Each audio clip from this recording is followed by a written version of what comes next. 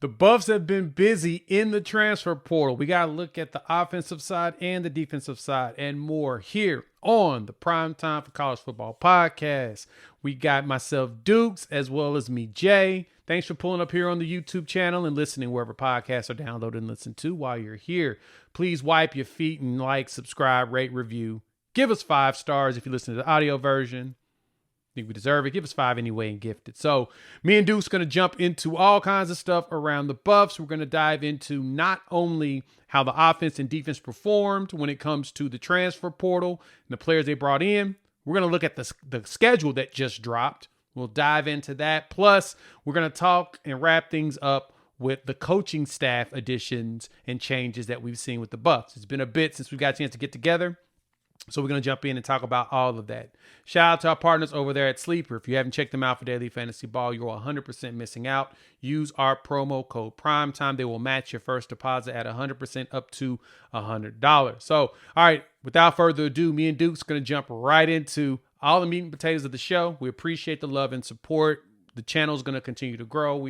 We're going to get some big stuff happening for you all over the next couple of weeks. So keep your eyes open. Here it is, me and Duke's. What's good, my people? It's been a bit, but we back. Dukes, Jay, talking some ball.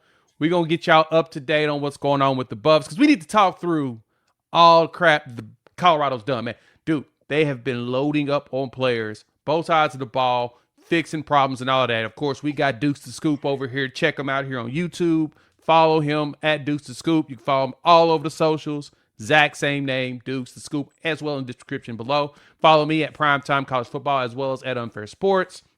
And you can follow me on the Bird app at Unfair Sports and the Primetime CFB. Dukes, what's good, G? It's been a minute. Hey, man, busy time, man, for everybody, man. But, man, excited to be back, man. It's been too long since we've done this. It has been a while, man, and we really need to get back to this because I literally have not had a chance to really get a real break. Because Colorado has not stopped. We're going to start on the Buffs and what they got going on. 42 listed, but I think 43 total commits out of the transfer portal so far. Plus adding additional high school kids literally right before the February signing day. For the uninitiated, the early signing period was December, and the actual national signing day, I think, is the first week of February. So I think it's the 3rd.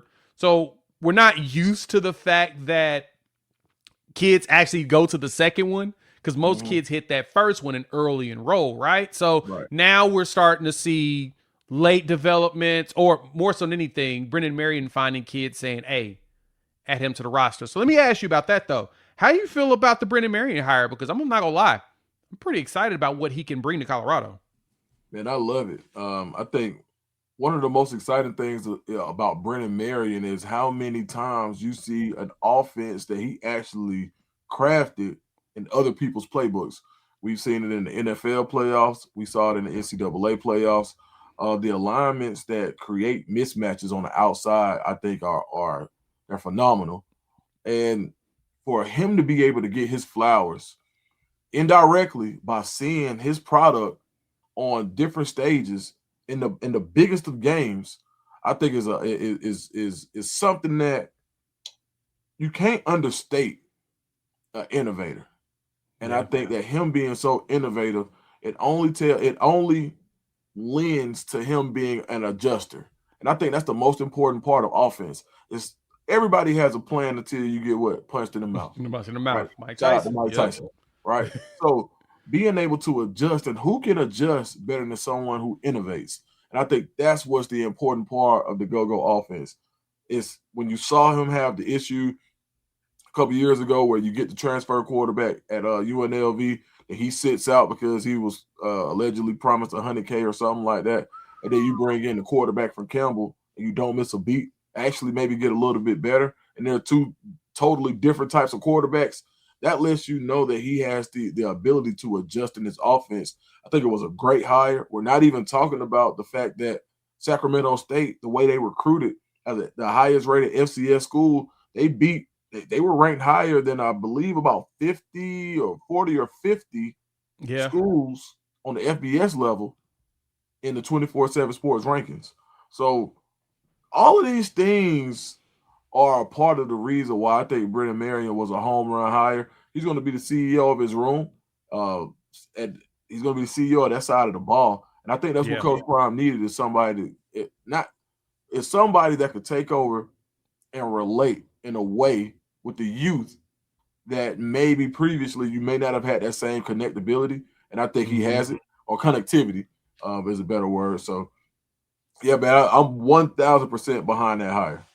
Yeah, I think it was a home run hire as well. And like you said, you need to have a CEO to run that side and not have to worry about it. I mean, I think he felt like he had that with Pat Shermer initially. That's his dude. So it made sense for him to go with someone with a lot of experience and someone he has a lot of experience with. And then they gave Rob Livingston that defense. That 9-4 season, Rob Livingston was killing it on defense. Prime, all he had to do was be the quote unquote puppet master and just manage things as a CEO. But last season, dog, failure on both sides. It's just the struggle was bad. Even with the players that were brought in, it just didn't work out. But now, Brendan Marion, as you mentioned, one thing about him, I've heard the pushback from some Buffs fans on the social medias, but I think they're starting to be won over, is that Brendan ain't been nowhere for very long, right? He typically moves around without the mindset and thinking of he's just getting these jobs and advancing himself and advancing his skills. But now getting that Sacramento State head coaching job, man, it made me feel like I think he's grown in a way that I think he's going to end up setting roots in one spot for a while. He wants to be a head coach. Yeah. Point blank, period. He's going to be a head coach. This is a route for him to become a head coach. Whether he becomes that head coach at Colorado or not remains to be seen. But he's now a P4 offensive coordinator, which he hadn't been yet. So, and calling it, it's his. The go-go, right? He can do that at Colorado, or he could choose not to. But I believe there are contingencies in place. You look at a guy who's well-versed in the go-go, who I believe now the quarterback's coach from Sacramento State, if I'm not mistaken, is now the offensive coordinator at Southern University under Marshall Faulk. You guys maybe check me on that one.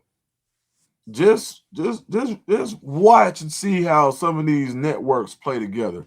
So I think there's going to be some contingencies, but I do believe that Colorado will be running a go-go for a long time, whether it's Marion or not. That's just me putting my 2 cents in it.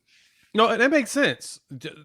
If you can show success on the field, that's all that matters. If this team gets back to 9 wins, you got your quarterback of the future. Julian Lewis has shown you he's got the abilities, and the way Marion's offense goes with the context at the go-go, with the way it moves, there's a ways that this can, like I said, overall just blow up. The biggest question has been defense. We'll talk about defense in another video, though. But offensive side, man, they've been picking up a lot of players. They've literally refreshed dang near the entire roster. So I guess for me, let's start off. Who was the pickup you feel like was the biggest one that came through? What in the last few days? Probably Hughley. I would say Bo Hughley probably. It's a big offensive lineman from Georgia. Yeah, correct. Yep. He started some games for Georgia last year. They didn't want him to leave, so I think that was a big get for them. Came down to Kentucky, had a really had a really good opportunity at Kentucky as well before deciding on Colorado. This is one of those small deposit things. They recruited Bo at Jackson State when he was coming out. They recruited him at Colorado when they got to Colorado. So he was a guy that they continued to recruit.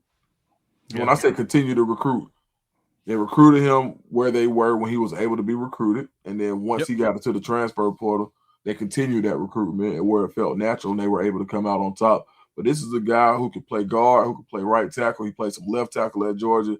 In high school, he protected Aaron Nolan, who was a left-handed quarterback, so had a lot of that blind side protection. When you think of what it takes to have the mentality to be a left tackle. Very familiar with Julian Lewis. He was also a member of the Atlanta Ducks program, so their families know each other really well. So I thought that was a big pickup. I thought he was going to Kentucky. As a matter of fact, he told me he was going to Kentucky at one point. Oh, wow. Yeah. When Colorado got into it, he called me that Sunday. He was like, "Oh, what you think?" I said, "Shoot, man, if you like it, I love it."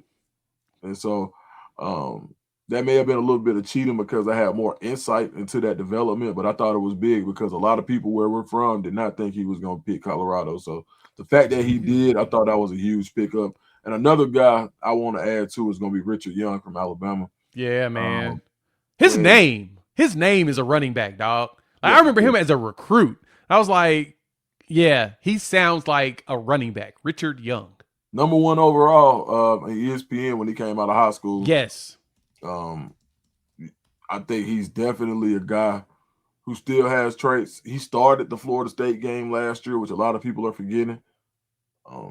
Even though there was an injury to Jam Miller, for him to win out that role to be the second running back at Bama, and you see all of the running backs that they have, a lot of people are saying, "Oh, well, he doesn't have it anymore, and he didn't play at Bama."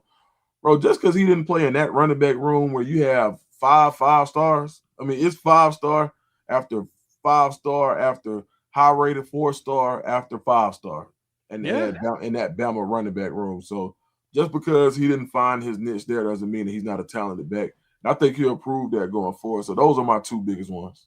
Oh yeah, no, I like that. And Richard Young was one for me as well. Like I said, I remember as a recruit, I followed his entire recruitment back in the day. I remember looking at the film of him, like, all right, this Florida running back, man. Like you said, number 1 on ESPN at running back in his day. He was a top 10 overall, 4th on the composite and consensus at his position. And I was like, man, he reminds me of a back. Strong, hit the hole and go. He did have some fumbling problems there at Alabama, but I think that's something that's easily overcome, right? That's something that can be taught. You can teach a player to keep the ball up top, tuck hard, and hold it. And as long as you're in the right strength program, in which, don't get it twisted, Colorado strength program has put some, dudes in the NFL, they look pretty good and strong, right? And you've seen Jordan Seaton's, even though he's gone now, you've seen his development.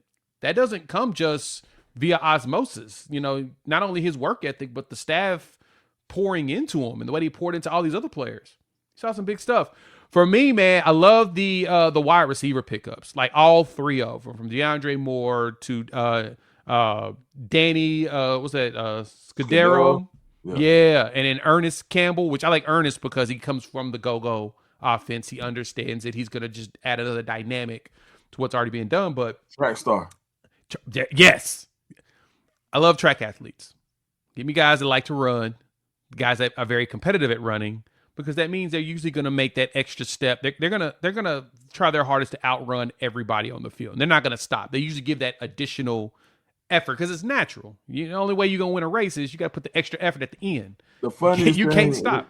And it's the most simple thing ever, but people say this: fast people run. Yes, there you go.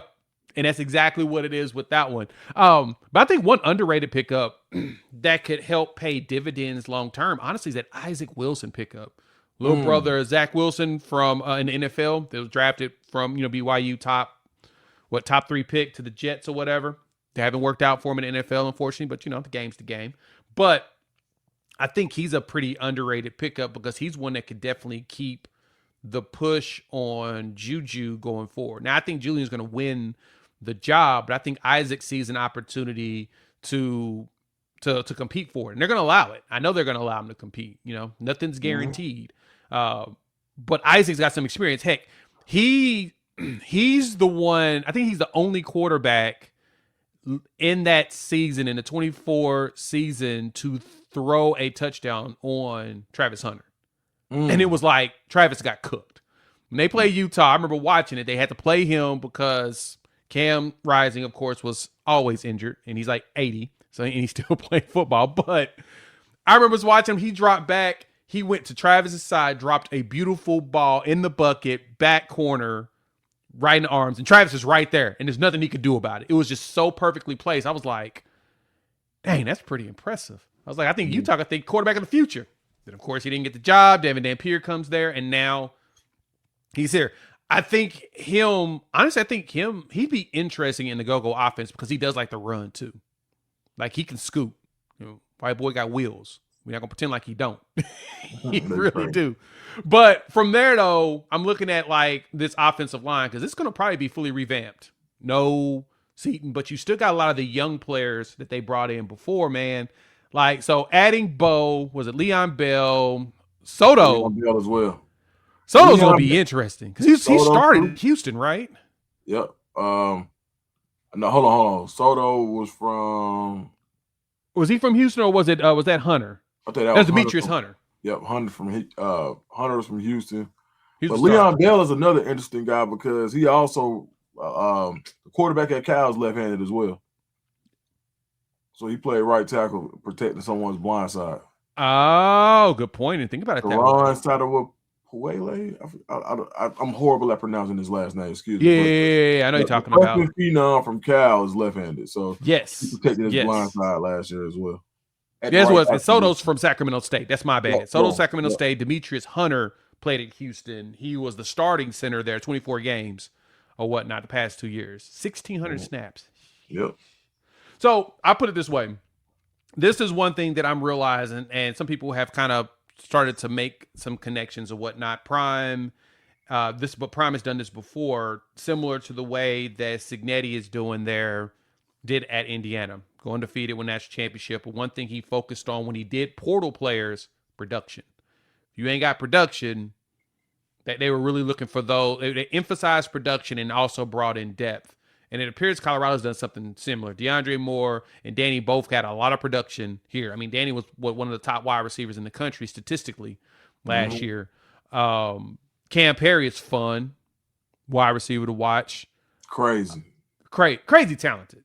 And in the offensive line, it's a whole bunch of dudes with a bunch of snaps. Right. I think that's something that should be applauded by Colorado, recognizing that we need to get a whole bunch of dudes with actual production. Mm-hmm. I think production and character. Yeah, that's those are the two things. I think, man, the diversity means a lot.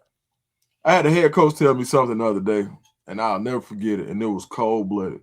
He said, in order to win, you need two things: character and characters. And I think you have to have a blend of both, but you need the character to be able to insulate your characters. So it's not the fact that you can't have maybe eccentric personalities. You actually need those. Sometimes you need a guy that you got to pull to the side and say, hey, bro, you on your last shot. Or someone who, you need a couple of those guys on the team that as Coach Prime said, keep you on your knees in prayer. You need a couple of those guys. But if the majority of the team is pretty well grounded, and they set the culture as a hard working culture of guys who, this is what I love about some of these pickups. I had a kid that I mentor go from an FCS school to a P4 school, and he said, man, I can't wait to get out here because a lot of these guys are spoiled. Ooh. And from someone who is saying, they don't appreciate everything that they have. And you got to think about the whole 5-star and 4-star recruiting process, where we're basically telling you that you're worth all of this money before you've even played a down of football. And look at it versus guys who had to actually get it out of the mud. I love the blend of players that they brought in, because you've got some guys with the pedigree like a Richard Young, but he's got a chip on his shoulder because he hasn't played. You get the guys who maybe weren't as highly recruited like a Danny Scudero, who led the country in receiving yards last year. You get the Cam Perrys of the world who didn't get his opportunity like he would have liked to in the Big Ten. Then he goes to Miami, Ohio, pops his flavor, and now he's ready to do it on a larger scale. Bo Hughley, a little bit of both, highly recruited, but didn't get. He felt like he should have played more. He felt like he should have played more at Georgia, even though he started some games. He still felt like I should have started more. These are guys that you're bringing in who have a common goal of, I want to prove it, not just to me, but I want to prove it to you too. And I think that's Hungry. really important. Super hungry. They're going to be aggressive about getting that playing time. Yeah, no, I'm seeing that exact same thing, man. I'm seeing a lot of kids that are serious about wanting to take people's jobs, and they know that the opportunity's there. So offensively, I think the pickups were right in line with what's needed. They probably could use a couple more linemen. I anticipate that's going to still happen. There's still a whole bunch of kids in the portal that are looking for homes, and you're going to start seeing a combination of hometown discounts coming through. People are going to be taking this discount so they can get on the roster, or a combination of a artificial spring portal, as some of these kids may sit and not hit the portal and not sign with the school until closer to the summertime, because they can sign anytime. They don't have to be in school this semester as long as they can get in. They can go chill, maybe take some class at the community college to keep the grades good, and see about making a roster in the summer. So when the admissions drop again, or open up again in May, it's going to be another mini portal of guys who are still in the portal, and everybody's going to go reevaluate of who's still left. I think what is it? It's over 1,000 kids. It's like 1,500 kids still left. It's crazy. There's a lot of dudes. Like the portal was massive this year. It was the biggest one, but of course that was expected because they cut out the spring portal. But like I said, this artificial one or synthetic portal in the spring that's going to show up, you're going to see a whole bunch of players signing around that time, and it's going to be interesting. People are going to be like, wait, how's he in the portal? He been in the portal. They never had a home. Now they got to reevaluate because twofold. One, injuries will happen. And then outside of injuries, sometimes you're going to find dudes and be like, yep, we need to get an additional one because we kept a roster spot there just in case we need some extra players. So before we continue, shout out to the partners over there at Sleeper. Have y'all checked out the Sleeper app? Yeah, I know I've talked about it a lot on here. If you're new to the channel, you got to go check them out. All you got to do is download the app to your phone. It's more than just season-long fantasy. I used to use it for season-long fantasy all the time. And now they've evolved it. They've got live stats. You can see updates. You can see highlights on there. Plus, they've got a live chat where you can get in there and chop it up with other people watching the games and those others jumping into, all the action. And if you use our promo code Primetime, you can actually jump to the daily fantasy side. They'll match your first deposit at 100% up to $100. They've always got some great promos going on. Like you'll get boost for different sports. We'll talk about some of that and do some picks a little bit later in the show. So stick around to see what those look like. But yeah, check it out. Download the Sleeper app. Use our promo code Primetime. They'll match your first deposit at 100% up to $100. And you can also use the link in the description below for that as well. Terms and conditions apply. See Sleeper's terms of use for details. All right, let's talk about the big pickups by the Buffs on the defensive side of the ball. We got Dukes over there at Dukes the Scoop. Your boy Jay here, Primetime College Football. We got a lot to talk about, Dukes. The defensive side of the ball, like on the offense, basically Colorado just putting together a whole new team. Now, we have questions to if this can be successful. Coach Prime continues this experiment, but I really like the players that they've grabbed. And I mentioned before, we've been hearing people talk about Prime doing the quote-unquote Signetti formula. I'm not sure truly what that is as of yet, because if we're being honest here, what Sig did was bringing so many players with him, but he did add players with production. And on the defensive side, man, Colorado's done that, man. What do you like? What have you liked from the pull that Colorado's done in the portal on the defensive side so far? I think they got a lot twitchier on the defensive line.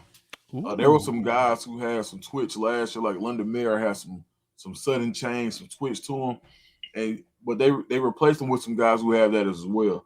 So I think that's where you kind of saw Colorado's defensive line last year not have that same athleticism that they had in years prior, or the year like when you think about losing a guy like BJ Green, who didn't have the measurables, the 6'6" or the 6'5". He was a shade over 6'1", maybe 6'2" on a great day. But you see he's in the NFL with the Jacksonville Jaguars doing work because of that twitchiness, short area burst, that bend that he had. And I think that's what you add when you think about some of the names that they have on the interior. outside of the very large human being that they just got to go 6'3", 76 pounds, something like that. Yeah. Outside of him, you really got a bunch of guys who are really good athletes, and I think that's what you need. If anything, if you want to talk about the Indiana model, like I said when I was talking about Santana Hopper, he's one of Yep. those guys who fit that model. No, he's not the 6'6", 300-pound guy.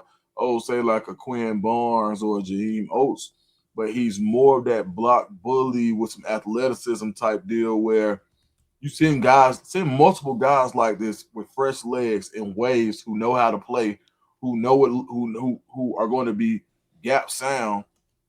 That's going to allow your linebackers to make plays. So I think I think by getting a different type of linebacker, you have guys who can, even though they may not be the biggest, they all have mic capability. I think that was Yeah. important too. So just that front seven as a whole, adding some twitchiness and some moxie will go a long way. Yeah, you see a lot of the players that they grabbed and brought in, like you said, that twitchiness is important, especially going here in the Big 12, right? You need to get to the quarterback. You got to find ways to quickly disengage from the O line, get past those dudes via swim move, be a dip, whatever. Get to that quarterback and cause pressure, and that's something that it looks like with a lot of these players they picked up. I love the Santana Hopper pickup at Tulane because I love watching Tulane's defense just in general. That was a very fun watch last season. John Summerall did his thing, man. That is what he's really good at. Tulane's always had some fun players. Plus, I mean, they seem to do a really good job of finding those kids that people don't, I guess you could say, appreciate because they may haven't hit their athletic prime yet. At the collegiate level, that is. Most of these kids won't hit that true prime until 25, 26 when they're in the league. But a lot of the ones that I've overlooked, they do a good job of pulling. I like how the secondary improved. Now, I think that side of the ball really, really saw a massive quote unquote exodus of people out. I mean, you still got Makari Vickers, who's still young and learning, and I think that he'll give you something. Ben will be back, RJ Johnson, right? You've still got some of those guys there, but Dukes, when I'm looking, man, Randon Fontenette, one of my faves. I love watching him at Vanderbilt. Like you, I'm in SEC country, so I've seen a lot of him. Jaden Hardy's a great young player to pick up. Fun fact, his dad played ball with Coach Prime in Atlanta and in Dallas. Right? So there's a little bit of a connection there, and it made sense. Jaden Hardy was right in the 2 deep at Oklahoma on that really good defense, and him hitting the portal was kind of devastating to Oklahoma because, he was a critical piece on that 2 deep, but he wasn't going to start over the senior they have in Peyton Bowen. So him finding the opportunity to start, think he's going to pull that. Now, Boo Carter. I know you've watched Boo. You know Boo. I've heard you talk about Boo. How you feel about him, man? Because right now the conversations are, I saw Brendan Marion posted on socials. I think it was on Instagram on the story. Both sides of the ball, maybe? What is it, gray jersey? Gray jersey. Yeah, there you go. That's what it is. Yeah, gray jersey. Yeah, gray jersey, him. Yeah, he's dynamic with the ball in his hands. And what I love about his game defensively is that he runs with bad intentions like he has the ball in his hands. So when he comes to fill the gap or when he comes to set the edge, he has those same bad intentions that he has when he was in high school running the ball. And it was one cut. You got a little shake to him, but hey, I got somewhere to be. And if you're in between me and where I need to be, then that means I have to go through you. And I think that's the same thing he does. I was just watching some film with a coach of my son on the middle school level. And he had a good year tackling, but he was saying he's still catching at the point of attack and not running through. As a smaller guy, I think Boo Carter does a really good job of running through and not catching at the point of attack. And when we say catch, that means you stop there, you set your feet, you absorb the blow, and rapid roll or gator roll. This year, for my son to take the next step, he needs to get to the point of attack, drive his feet when he gets to the point of attack, not catch, but deliver the blow. And I think that's what Boo Carter really does well is he delivers the blow at the point of contact, and it's going to be below the waist. But he has a really sound form of tackling when it comes to taking bigger guys down. And when you look at what they did last year to Colorado, team after team, Preston Hodge to some extent, but Taufik Bayard was your guy who came down and made those tackles when the linebackers didn't make them. It's almost like you've got a Taufik Bayard with more explosion. And that's what Boo Carter can provide to you. It's not just what he'll do in coverage. It's about what he'll do in the run game by being able to set the edge on the perimeter. And, hey, man, come out there playing if you want to. Boo Carter will light you up. And I think that's one of my favorite parts of his game. Yeah, I've seen him come downhill and put it on somebody. And that, to me, is big. Let's keep this theme going with the snatching of chains from the SEC, because it feels that Prime recognize where some of the better talent can be, and hopefully, some of them come through and actually perform, like from Boo Carter and Randon Fontenette. Liona Lefau, the linebacker from Texas, he was one of their top tacklers and top players at that position. He's coming in at about 6'1", 220-ish, over 1,000 snaps over his 3 seasons at Texas. Again, the theme here has been bring in dudes that have production. And he graded out well, just above average in playing in SEC ball. That should be able to pay dividends here in the Big 12. The linebacker room got a lot better. Adding him with Gideon Espin. It's Espin, but it's spelled ESPN. Mm-hmm. Shout out to Pops for being able to sneak that in. I'm not sure how Moms was allowing him to do that. But Lamprone from Bowling Green, man, he was a tackling machine, dude, with a high grade, 86.4 from PFF, a defensive grade. That's massive. First team All MAC. Now, y'all may say, okay, he's coming from G5. Does that translate? Dog. Jared Verse came from FCS when he was at Florida State, went in the first round in the NFL draft. It's all about if they want it. What you think about that, man? I think that big pickup of the foul from Texas, man, I think he may take that green dot and elevate that defense for Rob Livingston. I think you got 3 guys that when you saw them, they were green dottable for their teams, which I think is huge. Look at Tyler Martinez and what he was able to do. Then you go back and you look at Lamprin, and now you look at Lefau. All 3 of these guys had the ability to be green dotted, which I think is super important. And you can play them interchangeably. You won't know who the mic is. So you've got certain skill. A lot of NFL teams have gone away from Mike Will, not the producer, but the mic and the wheel. But now they go to left, right. The safeties play left, right, and it's basically your alignment. What you play is based on what hash you're on. You're on the left hash, then you go here and you go here. You go to the right hash, you go here and you go here. Your alignment is based on position of the field, but you have to have interchangeable guys. The Philadelphia Eagles run this scheme. Yeah. Same thing I think that Colorado's going to be able to do this year, and where it helps you is it takes one read away. It takes one key away. You're unable to ID the mic in certain positions because you don't know who the mic is. And now you have to really go back and take that extra second or that extra moment, which can be critical when trying to get your line calls and say, man, where's the mic? Is he the mic? Is he the mic? Mm-hmm. Oh, okay. By having guys who can do both. So when you do green dot a guy, yes, you'll know, what's going on and who has the microphone, but you don't necessarily have to call you don't have to be the green. You don't have to call the defense from a certain position. Right. And I think that's what makes it important to have these guys who are interchangeable, having guys who are have similar stature, but guys who are all 3 tackling machines. And then when you look at the freshman, the Carter Crawford, he shot up the rankings. Like as far as people, when they continue to see him, it's like, hey, buddy, pretty nice. I look for, and Rodney Colton, who's a guy who's been the man in this area for a long time at linebacker. We've had some good linebackers, but when you think about Georgia, there's been a lot of skill positions, been a lot of safeties, a lot of secondary guys. You've even seen some linemen kind of take over, but that linebacker position outside of the high-end guys, that 4-star linebacker has left a little bit to be desired, and he's one of those guys that came and kind of solidified that on a national scale. So Rodney Colton is a guy I'm also who's had that adult body for a long time, and he's still developing. So he's going to be ready to smack something. If I would say anybody could be a traditional mic, it would be Colton. So Ooh. who stretches you out like when you look at his size versus when you see he's probably going to be one of the taller guys in the room as well. So I think Rodney Colton, I think he's about 6'1", a legit 6'1", closer to 6'2".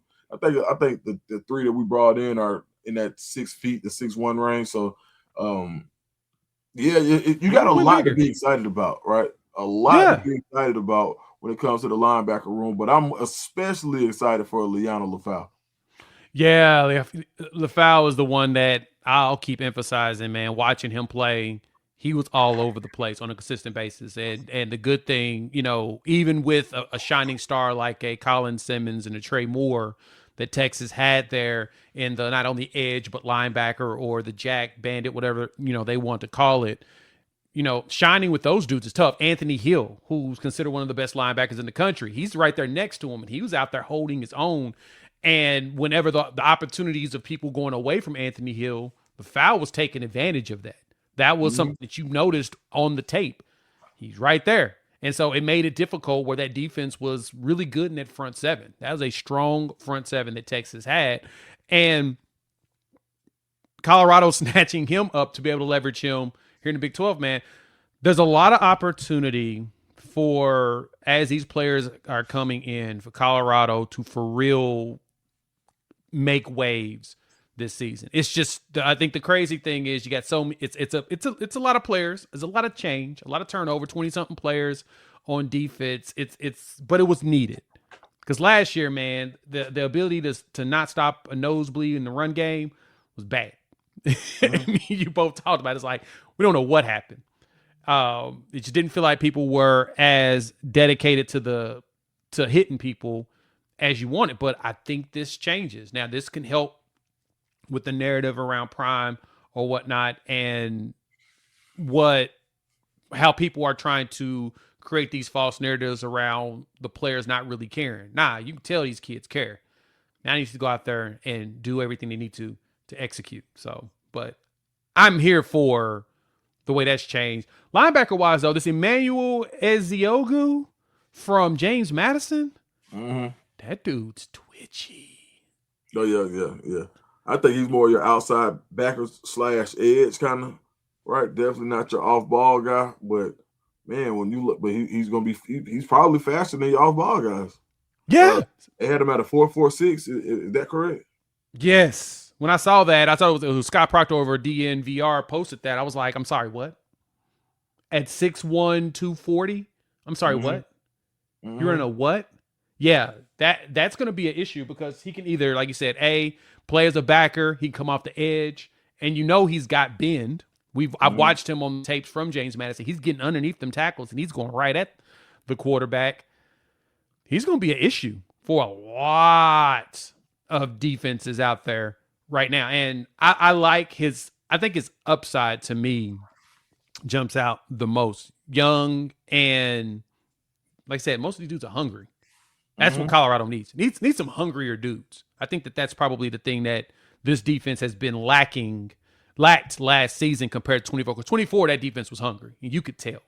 They Mm-hmm. wanted it. And that's probably big from, not only Travis Hunter, right? BJ Green pushing everybody to be great. You saw it.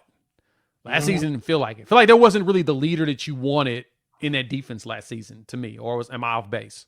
No, I mean sometimes fit matters, True. and I think leadership is about fit. And you have guys who are on last year's team who probably fit a role, who are probably in a role better suited than in the year before as complementary guys. And every guy who can be a great complement, they may not be as good as the guy in the spotlight or the guy or the focal point. And we've seen it all the times. Guys who've been great number two receivers move to the number one spot and it's not the same. So Mm-hmm. sometimes people could just be great number twos, but that doesn't automatically mean you'll be a great one. That doesn't make you a bad player. I'll tell you, I'm gonna take you back. Let's think about a guy like Peerless Price when he was at Buffalo, going crazy. Comes to the Falcons. Oh, we got the number two receiver from Buffalo, and he never had the type of season that he had in Buffalo. But he's a guy that excelled in one-on-one coverage. But if you had to roll the coverage his way, he probably wasn't as successful with getting the type of attention that Eric Moulds was getting, because he was a bigger, faster, maybe not faster, but a bigger, stronger guy, dude. right? Yeah. More of a catch radius. So every time, all things aren't created equal based on the fit that you have inside of that defense. And I think that's kind of what happened to some of the guys last year who were there and were productive the year before. And we always say, okay, well, if he had 5 sacks last year, he ought to have 7 with an additional year. But no, some of those sacks were due to having a BJ Green who was commanding this type of attention, who's an NFL guy who's prepared for that, right? And so I think that has a lot to do. Having a block bully who can eat up blocks, right, and allow you to get free. Having the secondary, having the Shiloh Sanders in the secondary who hits like a third linebacker, so it allows you to take more chances up front, because I know that I may not have to be as gap sound, because I know Shiloh will clean it up if I miss. I can take this chance. And those are the type of things that make great defenses. Understand that who's behind you, who's with you, building that rapport and having that trust factor. And I don't think that ever kind of came to the forefront last year. No, it didn't. Now, that was what you were missing, was, like I said, the trust factor. Do I trust that you're going to be there where I need you to be in order to, close this out, or make sure that, that's one thing I noticed with some teams in their defense. And I think that's one thing I observed even with Miami, as well as like with Indiana, and watching some of the teams in the playoffs. It was, you could tell those defenses knew that, okay, if I do my job and it doesn't work, somebody's behind me to help clean up with that. You saw a lot of gang tackling, dudes together. You saw dudes in the right spots. It's hard to do when you don't have players that are dedicated to the grind and dedicated to, the play call and the coaching. That's the questions I have coming in this season with these new players, and that schedule. It's not going to be the schedule's not going to be very forgiving to this squad. So I think that's where we should definitely transition. So let's make some picks. Shout out to our partner there at Sleeper. If you have not used the app or downloaded it, you're missing out. Download the app, use our promo code Primetime. They're going to match your first deposit 100% up to $100. We're going to make a couple picks from tonight's games and for the weekend. Look at what they've got in here to offer. Look at this. 100% boost. You're up for hockey right now. So if you're into hockey, you can jump into that. Soccer's at 3+ picks. You get 50% boost there, 100% on tennis. They got all the fun games. College basketball, 100% boost. And so the rules here is you pick 5 or more players to the college one. Pick more or less on the stats, and you are in the game. So all you got to do is come in here, make your picks, add your players. And so they got all kinds of options. You know what? I'm going to look at some of the NBA action because I'm really intrigued by what's going on with NBA. Pascal Siakam, 10+. Yeah, I think I can rock with something like that. Let's go more because he's always busy. Troy Murph, 21.5. I'm going to go less, just, be a little bit of a hater right now. Kidding. But yeah, if you know ball, all you got to do is pick from these stats and go. Russell Westbrook, we definitely going to get more than 15 from my boy Russ. But pick 2 or more players more or less on the stats. You can win up to 10 times your money. Make these game days into payday. So use the promo code Primetime. They'll match that first deposit 100% up to $100. Plus, they'll give you, all kinds of great boosts to leverage in order to really multiply that money. Terms and conditions apply. See Sleeper's terms of use for details. Thank y'all for pulling up. Hit the like button on both channels over at Dukes the Scoop. Hit the like button and subscribe button over at the Primetime College Football. Me and Dukes here talking to you all, updating y'all on the Buffs, man. It's been a bit, and we're so glad to be back to chop it up with everybody. Dukes, let's dive into this next, man. The schedule dropped today.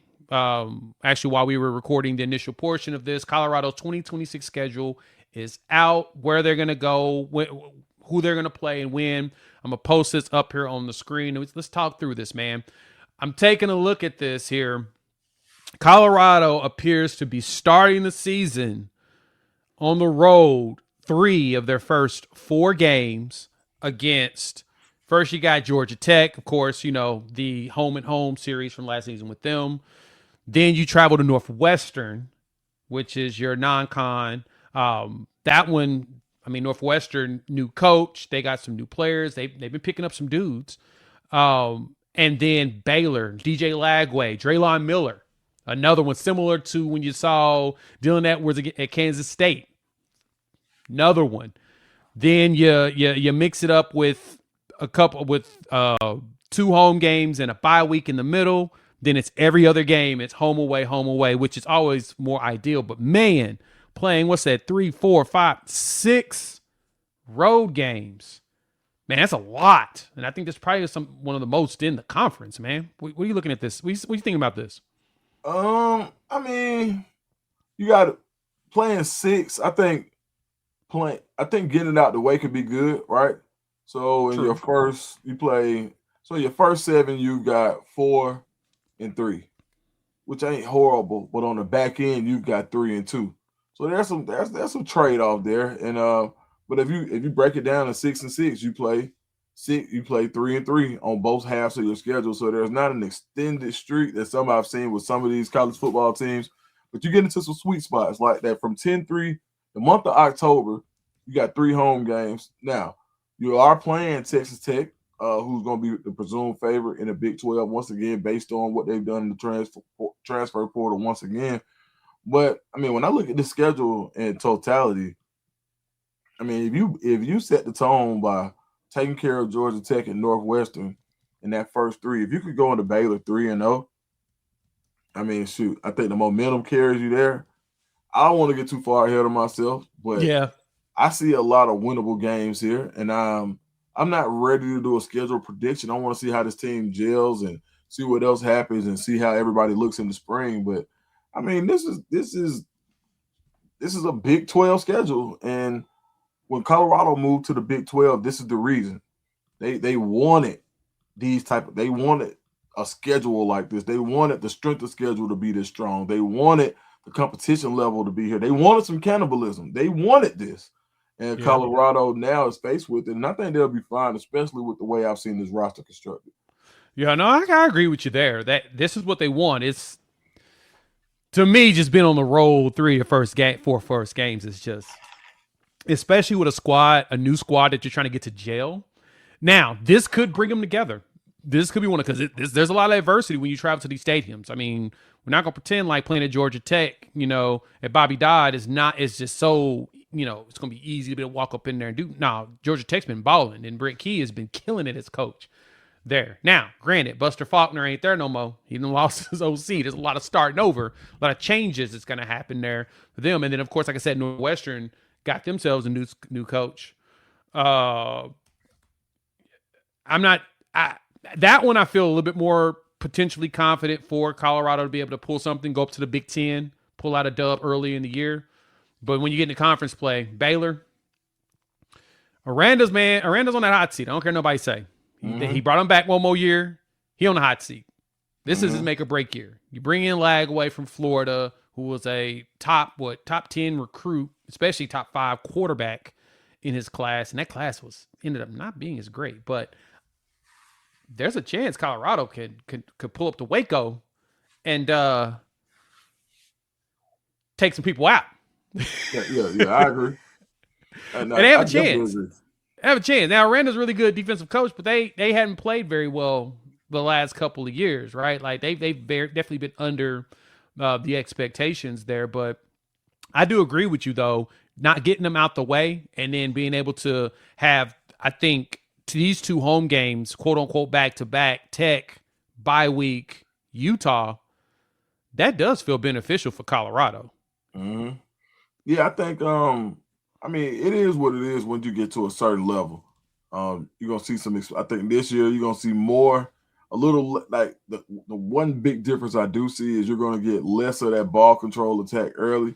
You're going to get more passing attack. Baylor likes to throw the ball around. So last year it was Georgia Tech, and then you follow that up with Houston, and you get TCU, and early on you were just getting pounded on the ground. So right now, after Georgia Tech, they probably won't run it as much as they've done in the past with Buster Faulkner moving on to Florida. But when you look at the way Baylor and Texas Tech like to throw the ball around, those are going to be games that kind of play in your favor as far as getting after the quarterback. And we saw last year when you played Iowa State, that was kind of where you saw Colorado say, all right, this is more of our type of ball game where we can just pin our ears back and go get after the quarterback. And I think that's where Rob Livingston lives in the passing game. So I do see some benefit to the Oklahoma State. They're going to throw the. That's all they're going to do is throw the ball. I mean, that's all Eric Morris do, man. Chunking. That's all they're going to do. Colin Klein at Kansas State. They're going to run it, but they're going to throw it a lot too. So, yeah, I just think this is a schedule that sets you up for success, but it's only going to set. Last year's schedule was set up for success. It was. It's all about what you put on the field, so we can opine and just, hey, if this, and we're going to be doing this for probably another 8 months until it's time to lace them up in September. But I do feel like when I'm looking at the teams here, Texas Tech stands out as probably your toughest game, but it's hard to say because last year, how many people counted Houston as a win going into the season for Colorado? The majority, So you just and just the same way that people are going to see that black and gold Buffalo and say that's a win for us this season, and it's Colorado's job to make that untrue. Exactly. And on Northwestern, so Braun's been there for a bit, but they did just hire Chip Kelly. That's what I meant as far as new coach. They're adding a new OC. Georgia Tech's got a new OC. Northwestern has a new OC. Oklahoma State has a whole new staff. Like I said, Colin Klein is the new coach at Kansas State. So you're dealing, and Utah's got a new head coach. Wyndham is no longer there. He's now at Michigan. They brought their coach in waiting there. If I'm correct, the offensive coordinator bounced and went to Michigan also. So Devin Dampier's got a new OC. There's a lot of change in here. Sorsby's not at Cincinnati. A lot of change you're seeing on this screen that could be beneficial for Colorado. But of course, Colorado's seeing just as much change. That's where the challenge comes in and them actually executing on things. But I think that the Buffs do have a chance.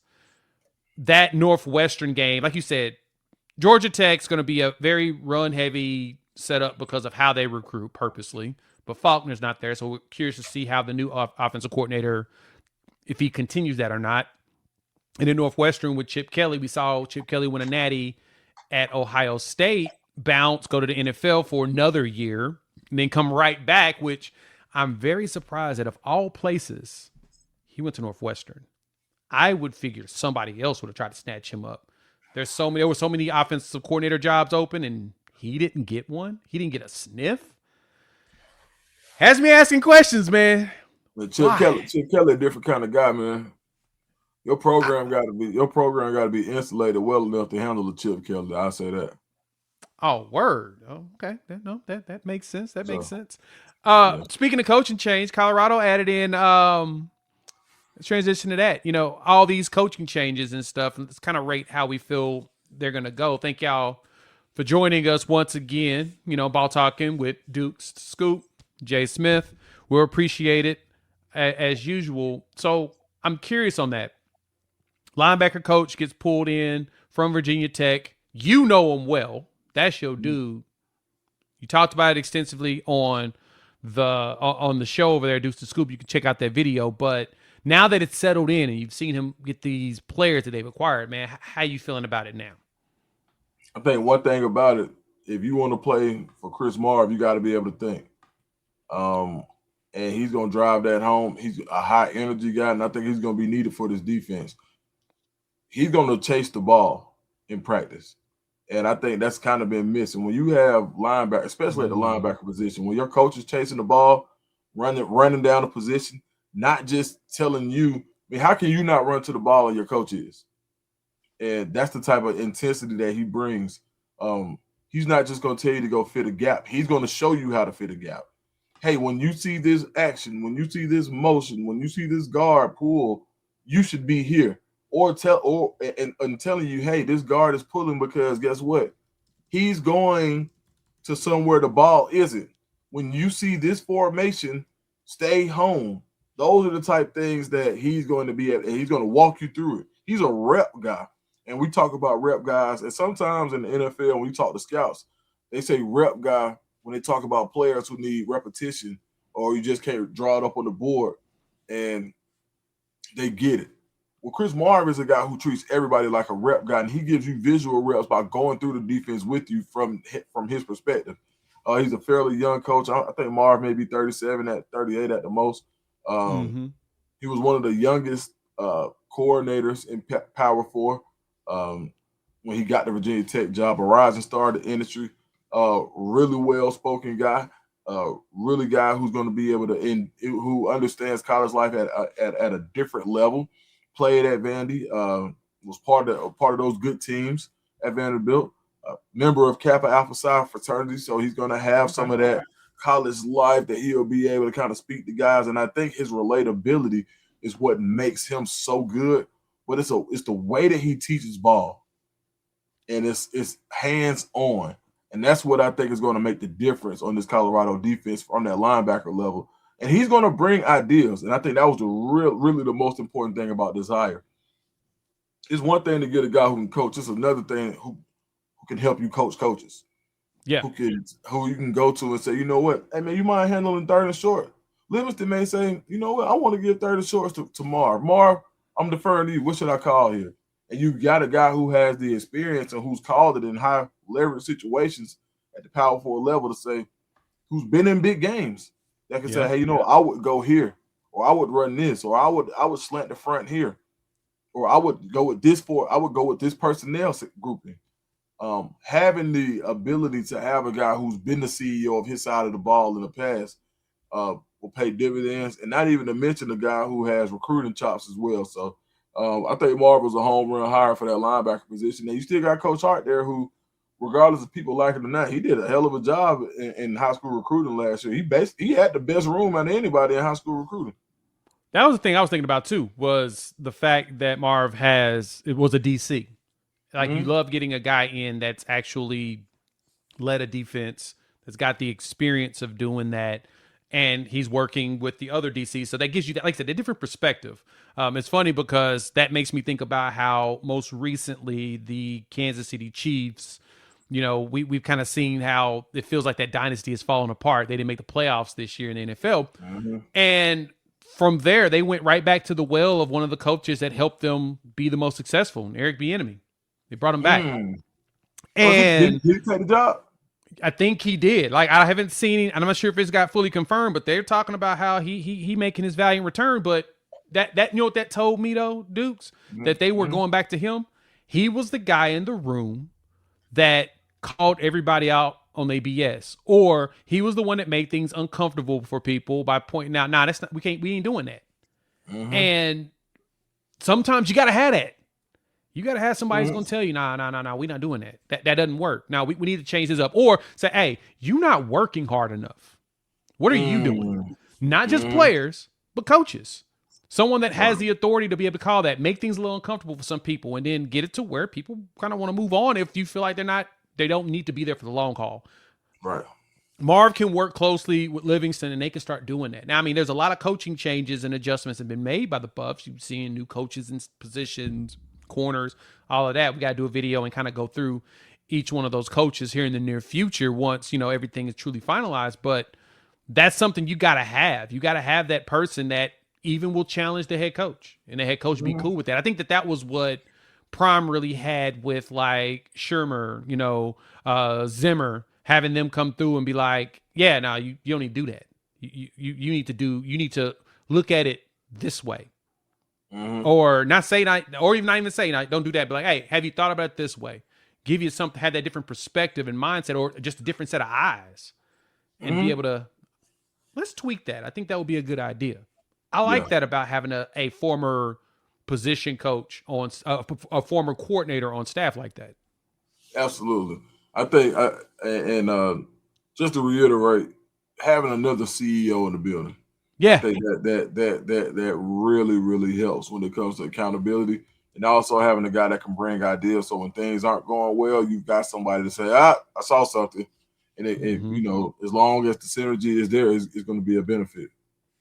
Yeah, you need that. You need somebody to be able to hold that. Now, has the Buffs announced the tight end coach yet, or is this still something that's floating around?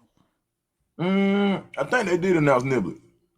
Yeah, I don't recall seeing anything come out, but there's a possibility. I know I've seen a bunch of posts about it, and you know, I thought that was a really, really, really, really, really underrated hire. And I say that with the mini reallys because of his ties in Alabama and Georgia, his connections as a coach. I mean, he considered one of the tops, right? He killed it over there in Hoover, Alabama. Hell, remember the TV show about Hoover? Killed it there. Did good in Georgia. Was that Gainesville? He was over there cooking the Red Elephants, killing it. And then he steps down and takes a college job and ends up at Colorado, man. I think that's underrated. I think that was a very underrated hire because that truly can change a lot when it comes to hitting the ground on the high school side. Because I know that was the new AD. AD Lovo was mentioning that one of his main objectives is really heavily fostering relationships with the Colorado head coaches in the high school ranks. That hasn't been, it's no shade to my people out there in the actual state. It's not the most fertile grounds in recruiting. It isn't. But when those big talents do come through there, which most states aren't very fertile, but when you have top talent there, you got to get them to come stay in state. You got to find a way to keep them at home. Question is how? Fostering those high school relationships. And I think that's where Niblett comes in to help with not only what they're doing there in the state, but also in SEC country. Yeah, when you think about a guy like Niblett who's attending all of these coaching symposiums and he's going to these coaching, he was at the coaching camp that Coach Prime hosted last year. His conversation is going to be different because he's going to be able to say, you can do what I did, or here's how to do what I did. So his conversation is going to be different. He's going to be welcome with open arms at whatever school he goes to, especially in Georgia and Alabama, because you take the rivalry out of it, and now he just becomes, I'm a high school coach. That's a fraternity all in itself, because he was already looked upon as one of the, he was one of the highest paid coaches in the state with one of the few schools that had college amenities at Gainesville. So guys want, you look at, so for example, his reach goes so far as you look at all the talent that's come out of Hoover. He goes to Gainesville with all the talent that's been at Gainesville. When you look at, I think, one of the top linebackers in the country last year. Yep. And then his replacement at Gainesville, where he's going to go back and nobody was upset because he left to go to a college job, was the head coach from Grayson, who had Tyler Atkinson, who defeated Julian Lewis and Carrollton in last year's state championship game. Now, Santavius Bryant is now the coach at Gainesville. So he's going to have an end there. And guess what? That end goes back to Grayson because his successor at Gainesville was the former coach at Grayson. And Niblett cool as a fan. They people love Niblett. Like, go look at his team demographic. Yeah. A lot of them kids moved to Gainesville. And so for those people who don't know, that's not near the city of Atlanta. That's like an hour away. And their kids who played on that team, who parents were willing to move way far out to get into that school zone to go play at Gainesville. And I think that says a lot about the way that he led that program. Yeah, you could that's the effect of not only winning, but having a coach that people want to follow. Can't beat that. That's somebody. Somebody asked me about what I thought about Josh Niblett, and I was like, man, he reminded me of like a football Joel Osteen. Like he's gonna be able to put butts in the seats. Cool. Joel Osteen, man, you watch Joel Osteen, man. He gonna start you out with that joke, and he gonna, people may say he's a prosperity preacher or whatever, but man, one thing about it, Joel Osteen knows how to bring people into the house of the Lord, and I think the same thing with Coach Niblett. He knows how to get people to come to where he is. He's done it at every school he's been at, and I don't expect any change at the University of Colorado at all. So for the Buffs, now it's going to be building these classes in the future. I mean, I know you have a front office staff. I know you got a staff that can be able to do that, but now you have somebody that can kind of help with the guidance of navigating the coaching circles better. Like it never hurts to have someone that can help you get that next connection, that next level of relationship. And that's going to be critical in order for Colorado to be successful long term. I mean, I understand people see what Indiana did and feels like, as we've talked about, like, oh, okay, just go live in the portal like that. No, you got to remember, most of those kids were all JMU kids that were developed. They went in and they got players based upon how they needed to piece personalities and particular types to go there. Niblett gives you the opportunity to get high school players too, and ones that want to be developed, that can be developed, or even underrated players. You may have to live in the zone of, we need to find players that are underappreciated or they haven't hit their college peak yet, and get them and like I said, develop them up, win games. Mm-hmm. You can do that. Mm-hmm. It's not the easiest, but it can be done. I mean, and then also, what does he do for your evaluation department? There you go. This class of 27 in the state of Georgia, he played in the highest classification over the past few years. He's going to know the majority of these kids in the state of Georgia, especially when they're coming out of 7A football or 6A football now. Right. He's going to play against them, or he scouted them, because when you go to the playoffs, you scout everybody. And he's going to have an idea, and he knows the coaches. I mean, I think that was a home run hire for sure, and he's going to help in a multitude of ways. Yeah, I think Darden Box is going to be able to leverage him in building that going forward. So as long as they take advantage and do this right, Colorado got a chance to not only bounce back, but build something sustainable for the future. So good stuff, man. Hey, we've been chopping it up for a bit. We thank y'all for pulling up and joining us for some ball talk. Follow Deuce the Scoop at Deuce the Scoop on YouTube, as well as all the socials. You know exactly where to find them at. You can find me, Jay, here at Primetime College Football. If you want to see some of my other content, follow me at Unfair Sports here on YouTube as well and on the socials. But links are in the description below. We appreciate y'all joining us. And yeah, we'll chop it up soon. Y'all be easy.